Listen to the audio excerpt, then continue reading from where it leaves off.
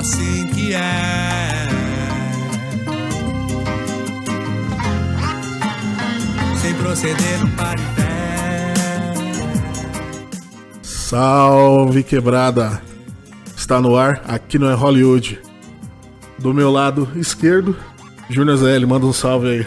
Salve, peãozada, é nóis. Aqui do meu lado direito, operador da linha 15, diretor do Sindicato Metroviários, Tufão. Boa noite, bom dia, a hora que você estiver ouvindo aí, pessoal.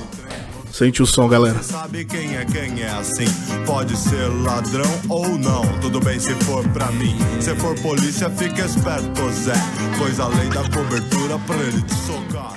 Salve, tamo de volta ao som de RZO, o trem. Estamos aqui nos estúdios do Aqui não é Hollywood. E o assunto de hoje aí, gente, é transporte público. Por isso que a gente conta aqui com a presença do Tufão aqui. Fora isso, gente, a gente quer tá agradecendo aí várias pessoas que entraram em contato, falaram que gostaram muito do primeiro podcast, o retorno foi bom e a gente vai estar continuando aí. Um salve pra todo mundo, um salve pros nossos parça do Peão 4.0 também, e é isso aí, gente. Exatamente, ouvinte do Aqui no Hollywood, fique esperto porque daqui a pouco vai estar saindo um episódio aí do Peão 4.0 falando sobre o coronavírus aí, velho. Totalmente. O pessoal já tá sentindo o drama, né? O vidrinho do álcool a R$5 ali na estação. Sabe como é que é? É só acessar o nosso portal lá, esquerdadiario.com.br. Você vai conferir as melhores notícias ali, tudo pelo viés do trabalhador. É isso aí, pessoal. Então, vamos dar início aos nossos trabalhos aqui, começar a discussão sobre transporte público em geral em São Paulo, mas especificamente, né, não só em São Paulo, né, no Brasil, a precariedade que o trabalhador tem que lidar, né, com transporte, pá. E, a gente quer levantar principalmente, como foco, né, toda a linha, o lance da linha 15 prata, que atende aqui a Zona Leste, né, tá tenso, né, não, Tiagão? Tu foi aqui operador de trem, mas aqui também tem dois especialistas. Tanto eu como o Júnior aqui, ó. Trabalha de um canto da cidade, pega trem 1 hora pra ir pro outro. Tem que resolver certas coisas em outro ponto. Sei lá, acho que eu pego trem, metrô desde criança. Trabalho longe, 1 hora, 2 horas de caminhada, daquele jeito e sempre lotado, sempre daquele jeito, cara. Ah, com certeza, mano. 5 horas da manhã, você acorda, você vê, o Tiradentes, São Miguel, tudo parando em Guaianazes, saindo aquela muvuca de gente, mano. É todo, mano, sempre. Cara, e eu que tô pegando a linha Coral, às vezes, aí, e acho que é a segunda linha mais lotada do mundo, assim, segundo uns dados aí do Google que saiu ultimamente aí. Cara, é terrível. É padrão Índia. Exatamente.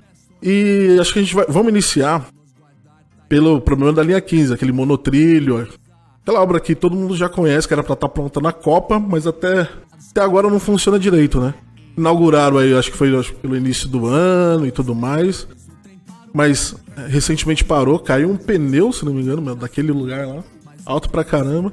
E a pergunta que fica aí pro Tufão, né? O que é a linha 15? O que acontece lá, cara? A gente tem uma linha ali numa região muito carente de transporte, né? Que é a Zona Leste, São Mateus, Sapopemba.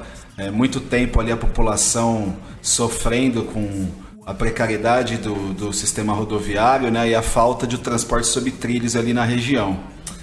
Infelizmente o governo, na época, né? O governador José Serra, que foi quem definiu essa linha, ele optou pelo um modelo de monotrilho, né? Que é um modelo que não necessariamente ele é projetado para estar em cidades com grandes densidades populacionais, né? Normalmente é um transporte que ele é colocado em regiões com baixa densidade. São muito poucos os países que têm um monotrilho em lugares que precisam levar muitos passageiros. Só que aqui em São Paulo, frente a diversos interesses de privatização, o governo acabou na época tomando esse modelo do monotrilho, porque é um modelo de linha que exige o mínimo de funcionários, né? É um modelo onde o trem, por exemplo, ele não precisa necessariamente de um operador de trem, pelo menos no projeto da linha, né? A linha anda com o centro de controle, né, à distância, controlando os trens, então não tem a presença física do operador. E nas estações também os trabalhadores da estação são muito poucos, né, que são necessários. Então, em vez de fazer um metrô subterrâneo que comporta Por exemplo, um trem do metrô subterrâneo sob trilhos, ele comporta o dobro de usuários que um trem do monotrilho, que são só 7 carros, comporta em média 1.000 passageiros, enquanto o trem do metrô tradicional ele leva em média 2.000 passageiros. E acabou acontecendo que a gente, lá, operadores de trem da linha 15, já víamos há muito tempo, o pessoal da manutenção, já alertávamos, que é o sobrepeso em cima do trem e as vigas de sustentação que são muito irregulares, né? Então, a partir de dezembro de 2019, né, quando o governador inaugurou a estação São Mateus, antes a linha, que era para estar pronta em 2014, né, diga-se de passagem, mas a linha não ficou pronta, como muitas obras aqui no país, acabaram entregando ela pela metade em 2018, que fazia o trecho apenas da estação Vila Prudente até a estação Vila União, e agora em dezembro de 2019 o governo inaugurou o trecho de São Mateus, que vai da estação Vila União até a estação São Mateus, fazendo a linha operar entre São Mateus e Vila Prudente, né, quase na sua totalidade, né, do projeto inicial. Isso acabou levando uma sobrecarga no sistema, uma região ali entre Vila União e São Mateus, de uma geografia montanhosa, né? Então muita curva e muito sobe e desce do trem na linha, com o peso, um fluxo um pouco maior de usuários, né, de passageiros dentro do sistema, acabou dando esse problema no pneu aí, que na verdade foi um estouro, né? O monotrilho é um trem que funciona com pneu, né? Não é igual os outros trens do metrô, que é sob trilhos, né? Eles são pneus que se fixam nas vigas e vão tanto tracionando quanto guiando, né, o trem, e acabou dando esse problema aí que afeta agora os milhares e milhares de usuários ali do monotrilho que, tinham conseguido diminuir muito o tempo da viagem, né? Uma pessoa ali que sai do extremo leste ali da região de São Mateus demorava de 1h30, 2 horas para chegar, por exemplo, na Sé. Hoje, entre 40 a 50 minutos, a pessoa consegue chegar. Mas, infelizmente, o projeto do governo de privatização, ele se sobrepõe à necessidade da população.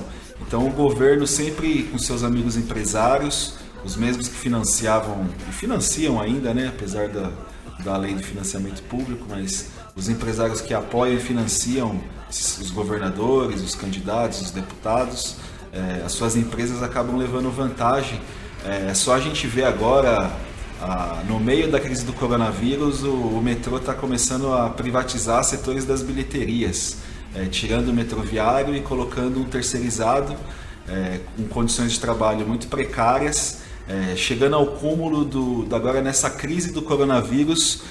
As empresas terceirizadas de limpeza do metrô e a liderança, né, que é essa empresa que está assumindo as bilheterias, se recusam a dar, por exemplo, álcool em gel para os seus funcionários. E o metrô também não deixa os funcionários das estações dar o álcool em gel do metrô para os funcionários terceirizados, mostrando a calamidade que é essa política de pegar o dinheiro público e desviar esse dinheiro dando para empresários, donos de empresas terceirizadas que vão lá prestar um serviço de baixa qualidade, pagando um salário de miséria para os seus funcionários e com uma escala de trabalho extenuante.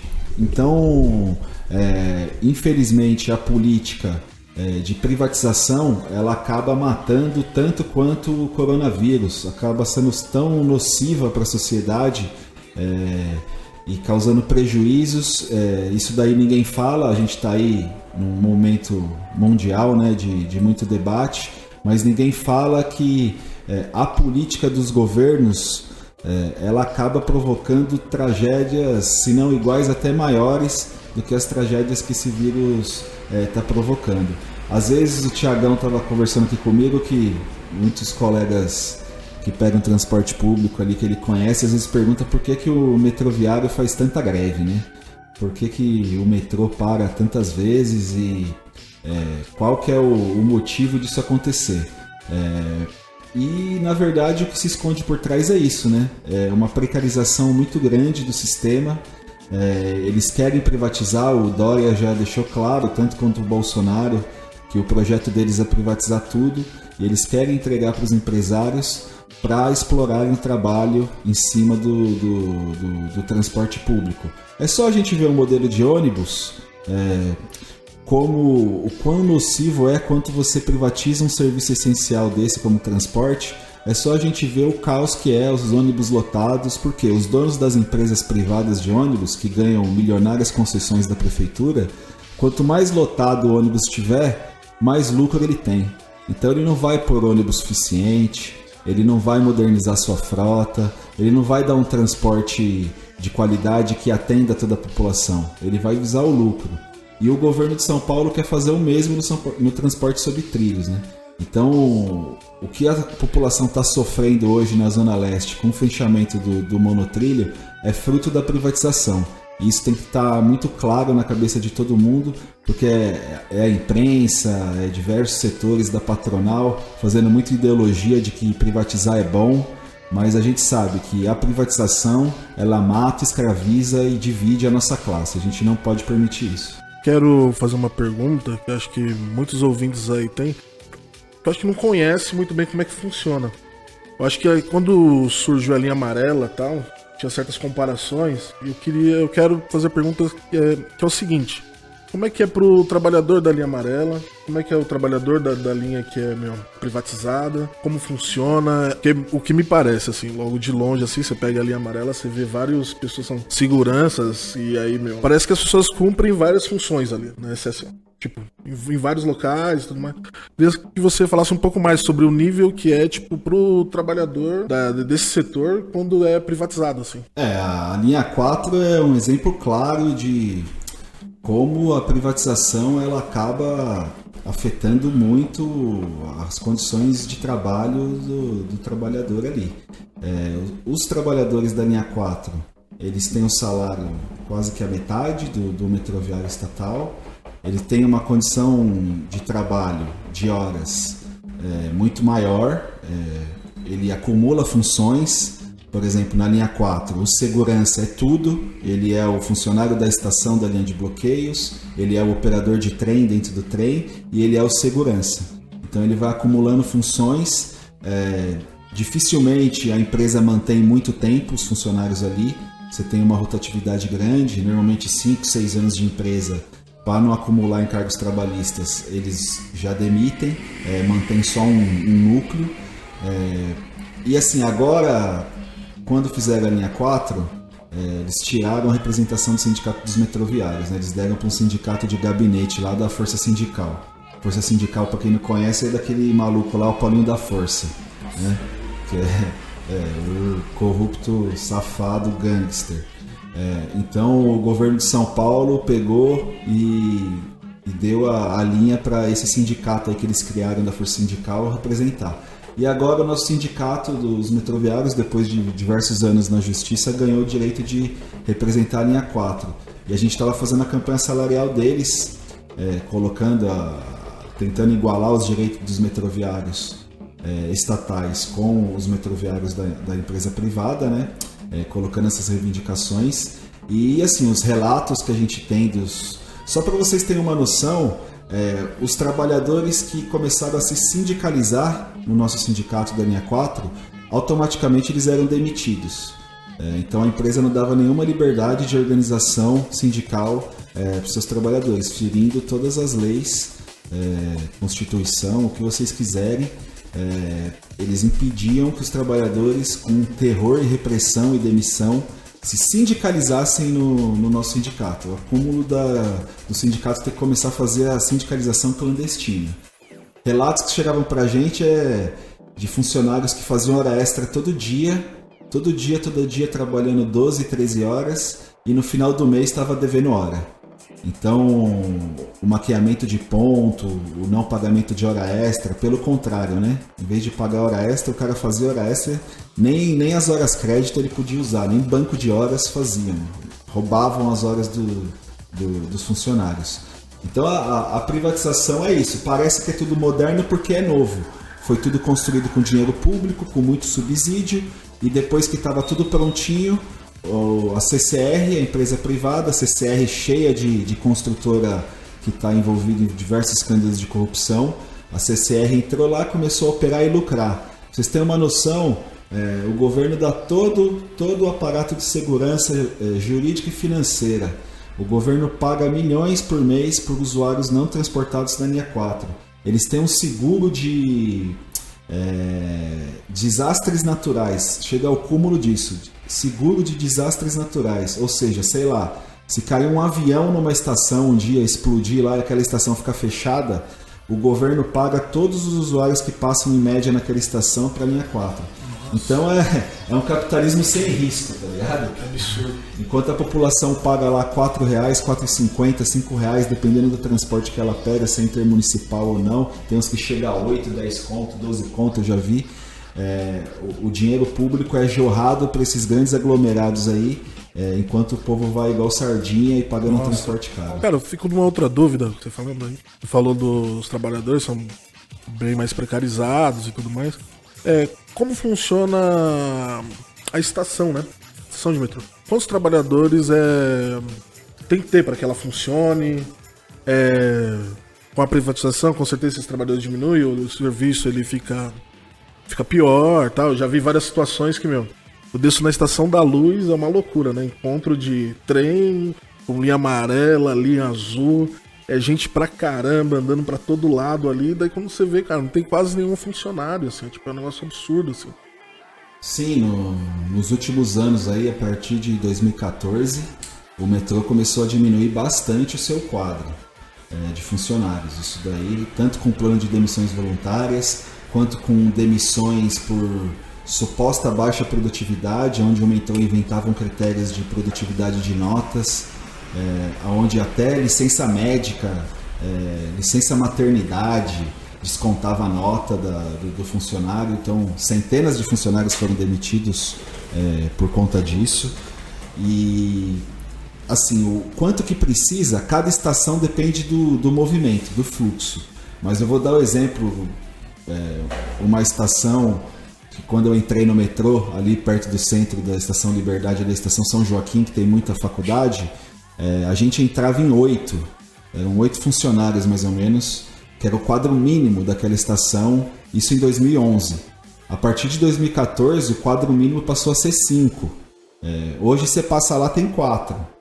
Então, assim, é um modelo de privatização. Na linha 4 é mais ou menos isso, assim, que ainda é pior ainda, né? Porque na linha 4 você não tem, é só o segurança, né? Você tem os jovens aprendizes, você tem alguns funcionários de estação, são bem poucos, mas o grosso do serviço mesmo, quem faz é a segurança, tanto de linha de bloqueio até operação de trem, operação plataforma, embarque e desembarque em horários de pico, é tudo a segurança que faz. Então o modelo que o metrô está adotando, querendo adotar para o metrô estatal é esse modelo da CCR. Então eles querem entregar toda a malha ferroviária do estado de São Paulo para a empresa privada, para desviar milhões e milhões de dinheiro público para essas empresas, a custo do quê? Dessas empresas contratarem funcionários com menos direitos, que é todo o movimento que a burguesia nacional, não só no Brasil, mas outras burguesias no mundo inteiro, estão aplicando sobre os seus trabalhadores. Ajustes, ajustes, ajustes, enquanto, os patrões, só a gente vê o absurdo que é o Guedes, né, o ministro do Bolsonaro, enquanto eles se vangloriam de estarem disponibilizando 5 bilhões para cuidar do coronavírus, né, para saúde, né, para o Ministério da Saúde, para o Ministério da Educação. O resgate ao mercado financeiro nessas crises da Bolsa já foi de 15 bilhões das reservas nacionais para salvar especulador, salvar a Bolsa de Valores. Então é o triplo do que eles investem numa calamidade social dessa, esse caos na saúde pública que pode provocar esse vírus. Eles investem 3 vezes mais para salvar o mercado financeiro. Então é desse tipo de gente que a gente está tratando, assim.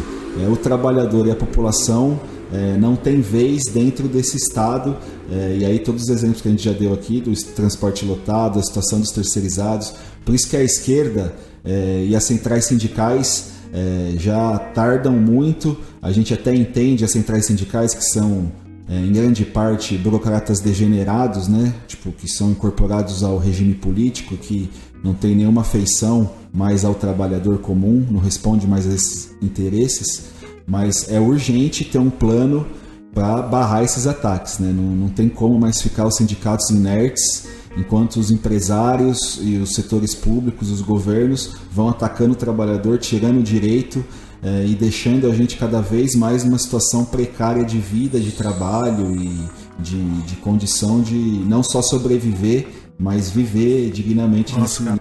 Esses dias eu li um artigo no Esquerda Diário e acho que linka um pouco com o lance que eu perguntei sobre o número de pessoas que trabalham em cada estação, que é quando a gente ouve aquele bip e fala que tem algum problema na via e tal. Objeto na linha, alguma coisa assim, não sei. E nesse artigo fala justamente que os funcionários do metrô são as pessoas que têm que retirar quando alguém se suicida, se joga nas linhas. Quando alguém se suicida, se joga na linha. E é a pessoa que já não aguenta a dor, o desespero aí que esse mundo capitalista aí, golpeia, né, a gente todos os dias, e se joga na linha. E que os trabalhadores do metrô têm que ir lá e retirar, tipo, tentar salvar ainda, se a pessoa estiver viva e tal. E que é uma atividade extremamente, muito estressante, assim. E que com um número, tipo, de funcionários que, ainda é menor, fica, um bagulho absurdo, assim. Realmente uma condição, tipo, de trabalho que, é... Sim, diversas vezes, não são muitas e muitas vezes, mas acontece durante o ano. E assim, quanto menos funcionário, menos a prevenção. Diversas vezes os funcionários já evitou que acontecesse isso. Normalmente a pessoa, quando ela está num estágio assim, o funcionário, a gente já percebe, né, pela fisionomia. Normalmente a pessoa ela não chega e entra na estação e já se joga, ela fica andando pela estação, passa em diversas estações, fica pensando, reflexiva. Então tem diversos tipos de comportamento que, quando o funcionário vê, ele consegue atuar. Já teve casos de funcionário ir lá e sentar na plataforma e conversar com a pessoa e evitar que a pessoa se jogue. E isso a gente faz. E a gente também tem o treinamento de retirar quando acaba se jogando, né? Não só a pessoa, mas tanto objeto como animais que podem entrar na via e ser atropelados, mas a gente tem treinamento e quanto menos funcionários vai ser pior esse atendimento, né? Esse socorro. Mas os funcionários do metrô estão treinados para fazer esse resgate, sim. A gente tem esse treinamento, tanto seguranças quanto o pessoal da estação.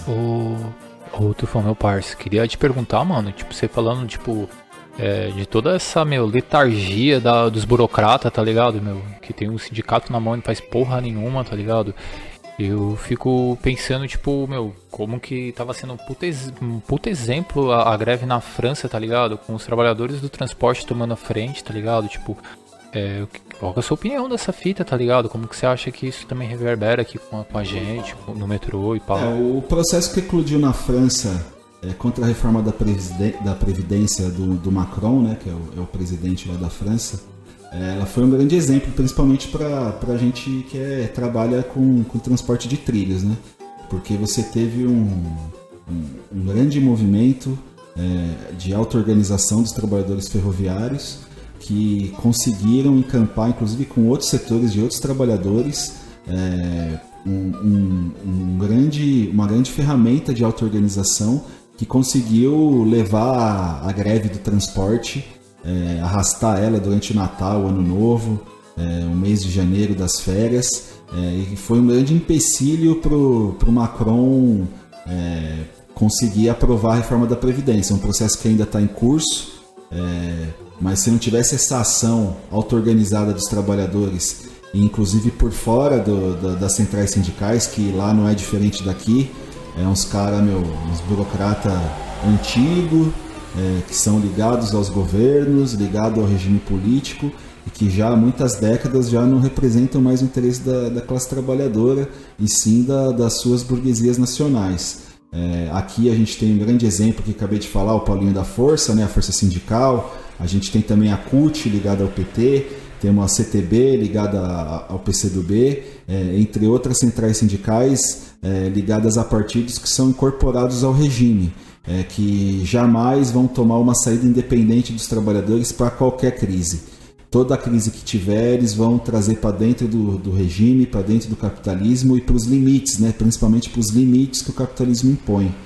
Então, o exemplo da auto-organização, dos trabalhadores tomarem para si a sua luta, independente dos sindicatos e das centrais, e aí não é nem um fator de ser contra os sindicatos e as centrais, porque eu mesmo sou diretor do Sindicato dos Metroviários, mas é uma auto-organização de base que inclui os sindicatos, que eles fazem parte, mas que eles não são a única força, e o que responde ali de poder de decisão é a democracia direta dos trabalhadores, que vão decidir como que eles vão lutar, quais os métodos e tudo mais, assim. Então o exemplo da França e a letargia aqui no Brasil, da gente não sei, mas o dia da votação da reforma da Previdência, os meses anteriores da aprovação da reforma da Previdência, sem nenhuma resistência, a greve geral que estava marcada, né, no dia 17, se eu não me engano, de 2018, que foi traída. A gente no metrô, a gente parou e, claramente os rodoviários, né, não os rodoviários trabalhadores, que esses não têm culpa, mas a direção do sindicato dos rodoviários, a direção do sindicato da CPTM, fora nacionalmente as outras burocracias, traíram a greve, porque apesar do conflito que existe hoje político entre Bolsonaro, Lula, que não são a mesma pessoa, né, são diferentes, mas todo o conflito que existe entre esses setores, do PT ao Bolsonaro, quando chega nas questões econômicas, eles têm acordo. Eles podem até falar que não, mas é só ver aí a reforma da Previdência nos estados. O primeiro estado a aprovar a reforma da Previdência foi o Maranhão, do Flávio Dino, do PCdoB.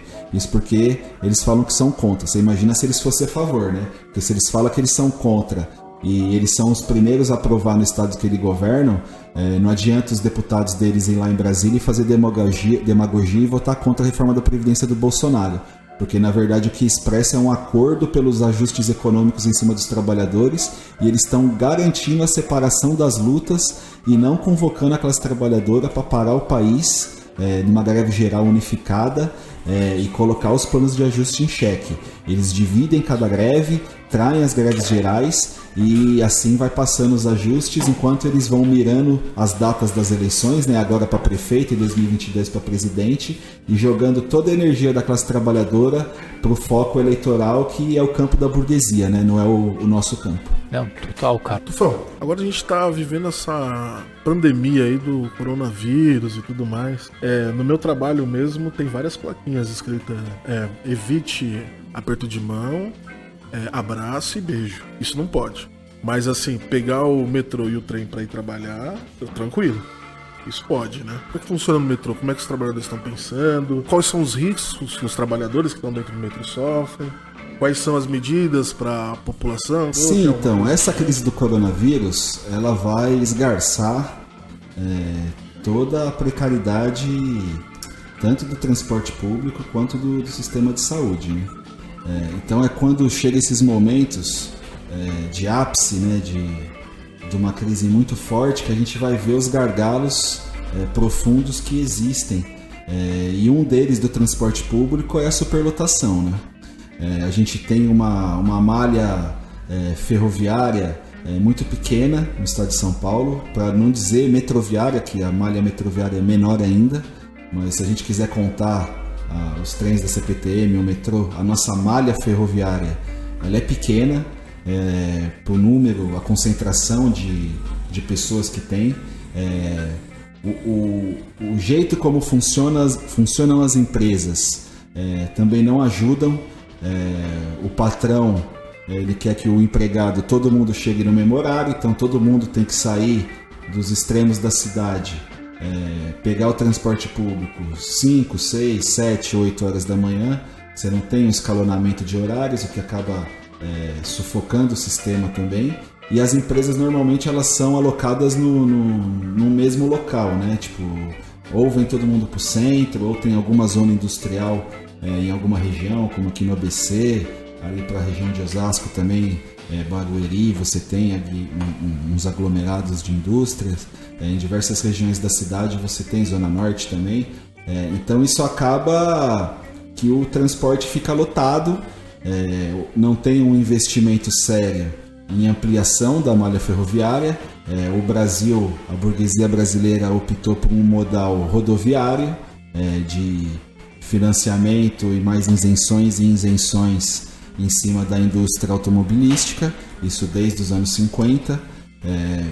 Então hoje, para a gente ter uma ideia, hoje no Brasil a gente tem menos linhas ferroviárias do que nos anos 50. Então, como que você vai resolver um problema de grandes densidades populacionais nas cidades, concentradas, e com uma malha ferroviária pequena e com ruas que normalmente você pega uma rua que passava charrete há 40 anos atrás, hoje ela passa 40, 50 mil carros por minuto e ela é do mesmo tamanho. Então é uma falta de planejamento urbano, o que leva a gente ter esse caos que é o transporte lotado do metrô. E dentro da crise do coronavírus um cenário completamente favorável para a proliferação do vírus. Então, qual que seria a medida?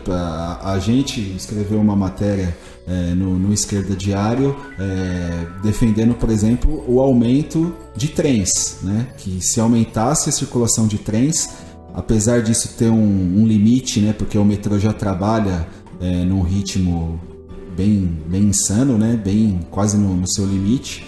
Então a gente pediu mais contratação e que se aumentasse, porque pelo menos no fim da semana passada, no começo dessa semana, ninguém estava sendo dispensado, as aulas estavam continuando, os trabalhadores indo trabalhar e o metrô lotado. Então a gente estava querendo que esvaziasse pelo menos um pouquinho mais esse sistema para tentar, de alguma forma, evitar uma transmissão maior.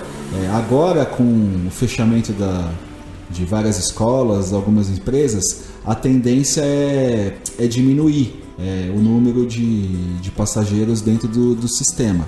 Mas mesmo assim, a gente vai ter que ficar muito atento para ver qual que é a demanda e como que os metroviários e todos os trabalhadores do transporte mantêm um sistema que o usuário consiga rodar nele com todas as prevenções que devem ser feitas, sem ter grandes riscos de contrair o vírus.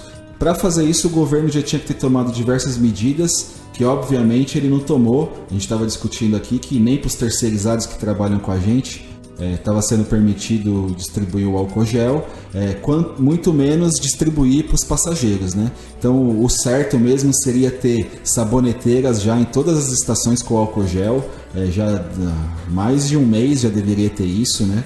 O governo já tinha que estar pensando isso desde dezembro, quando estava um ápice na crise do corona na China, mas não foi tomada essas medidas. Então o grande problema desse vírus é que a gente entra num estado de preocupação e a gente acaba sempre querendo tomar ações individuais, né?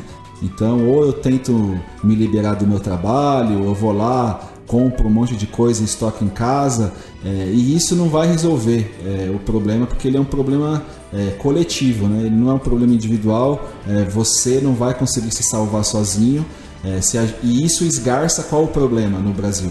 O problema da privatização da saúde, porque sem o SUS e sem o SUS 100% estatal, sob controle dos trabalhadores, a gente não consegue atender a demanda de saúde. A gente já vive num país que quase a metade não tem acesso a saneamento básico, que é água encanada, muito menos acesso à saúde. Então, com o sistema privado de saúde, do jeito que é colocado hoje, o SUS como Sistema Único de Saúde, e que permite que o sistema privado, entre aspas, complemente esse sistema de saúde, abre muita brecha para o sistema privado, inclusive pegar muito recurso público e ficar atendendo apenas uma parcela ínfima da população. enquanto o grande grosso da população não tem acesso a uma saúde de qualidade.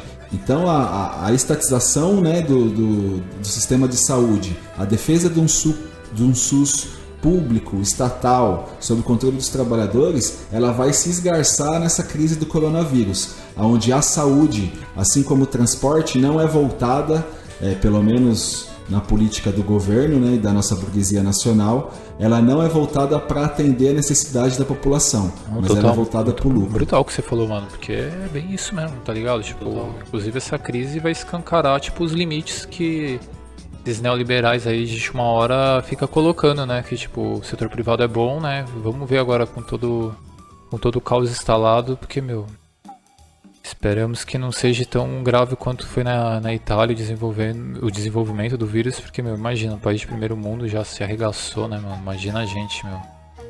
Tanta concentração urbana, a gente tava falando, eu e o Thiagão mesmo, outro momento, tipo, que nem Diadema, Mauá, a densidade da população daqui é mó foda, tá ligado?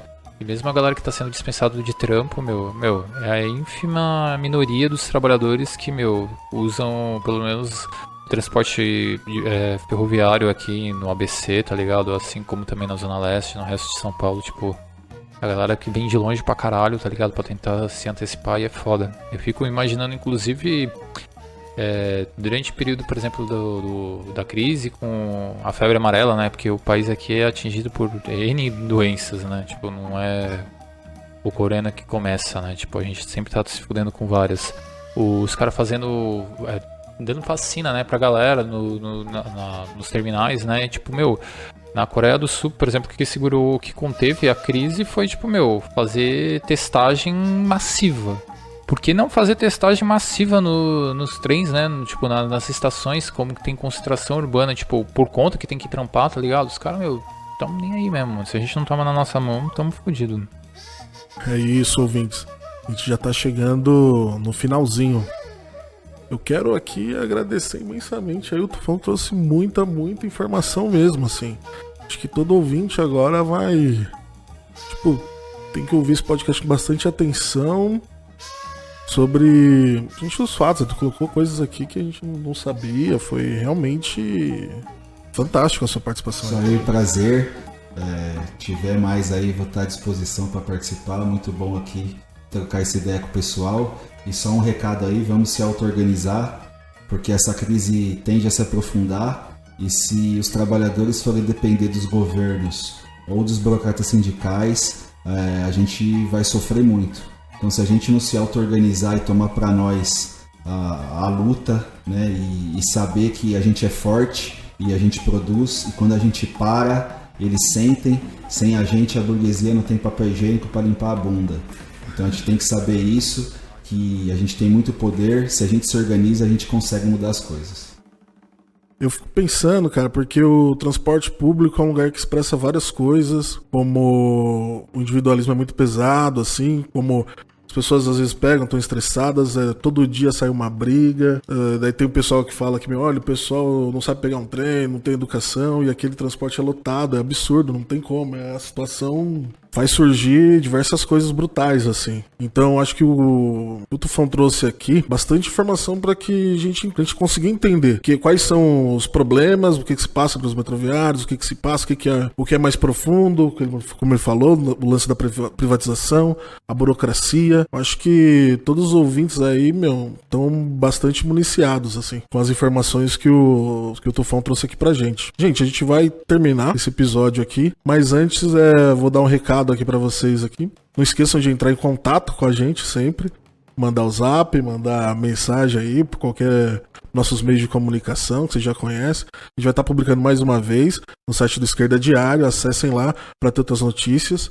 A gente vai fazer um compilado também de notícias do metrô e tal, e vai disponibilizar também na página que a gente vai colocar no site. Então é isso, gente. Tchau, tchau. Não há crente que não tenha dúvida, nem ateu que não tenha fé.